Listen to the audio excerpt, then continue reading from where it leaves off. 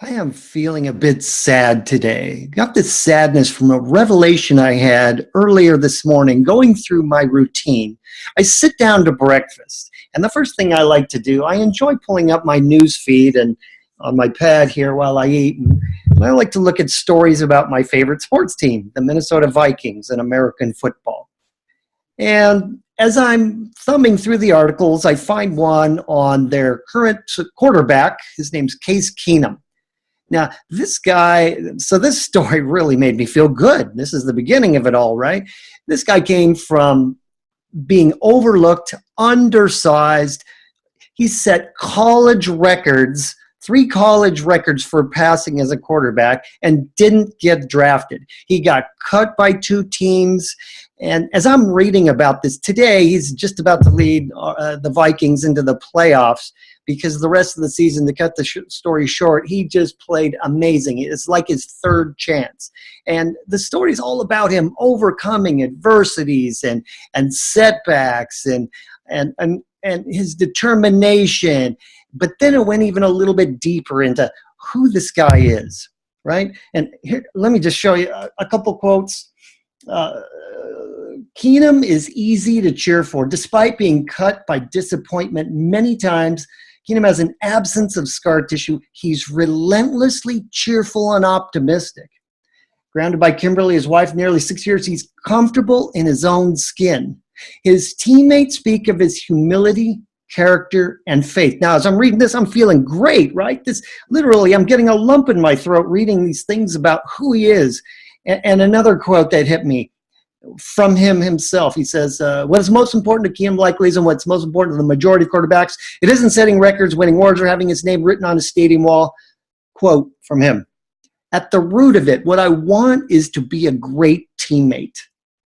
He says, I want guys in the locker room to remember the relationships I've had with them. That's important for me more than any other external goal, to impact guys in the locker room. So one of his teammates in the article says, he's willing to shoulder the blame for things that are not his fault. That's the quality I admire most about. I can feel that lump again. Now, this is awesome. Okay, I'm reading this.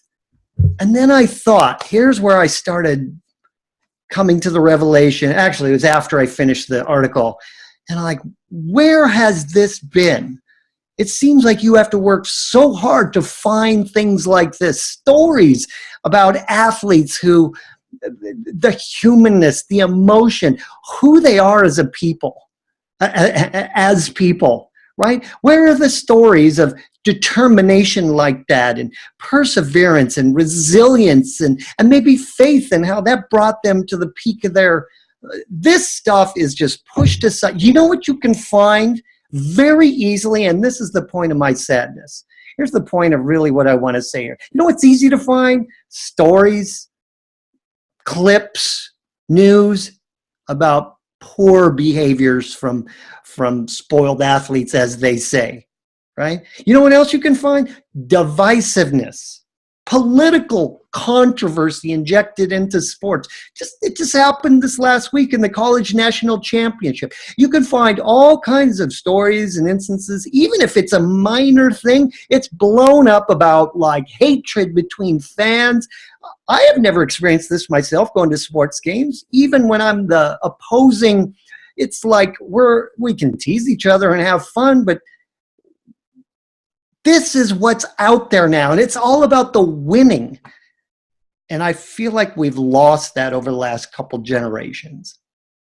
I mean, really, when you look at sports, and whether you're a participant or you're a fan and like to watch and follow, why is it that we do this? What's it all about? It is about the human emotion, the human experience. It's about who you are. I mean, literally, I like to say sometimes, sports is one of the only places where you can get 2 guys to hug each other. They won't do it any other time. 2 guys will cry. People who would normally not feel anything, not experiencing any of the highs and lows in life in a way that's safe for them, so that they want to express and experience things they otherwise wouldn't in terms of who they are and their feelings and emotions. This is the kind of thing that I feel is getting lost in all the controversy, all right? What if it bleeds, it leads, the whole thing. Here's an example of this. My mind started going towards, do you remember back in the 70s, 80s, maybe it was going longer, Wide World of Sports? The intro, the human drama of athletic competition, the agony of defeat. That is just as important as the winning part. But our society is all about winning. Winning at all costs. Get there however you can. Cheat if you have to. This is sad. Another example I started thinking about from my generation. I'd grown up in the 70s and early 80s. There was, speaking of football, there was a show called NFL Films Game of the Week. And it was focusing in on who these people were and the gutting it out and getting dirty and in the mud and learning a little bit about the players and focusing on their faces and their expression, the story behind the game. We've lost that. Don't we want things like to learn, if we're a participant or teaching in sports, determination? That's what we want to highlight. That's what we want to celebrate. Perseverance, like Case Keenum. The resilience from athletes who totally tank and then come back. That's what we want to hear. That's what the movies are all about. The Rockies, you see that a lot in the boxing. Where is it in the rest of the movies and sports? Where's the player digging into their faith to find strength? Isn't that what we want, really? For players, if you're a coach or a parent, to learn respect and teamwork and hard work. And those sound like cliches coming out of my mouth. I know that. But when you think about it, do you really celebrate those things, or do you celebrate the winning at all costs? You get more of what you promote, whether you're a coach, parent, society.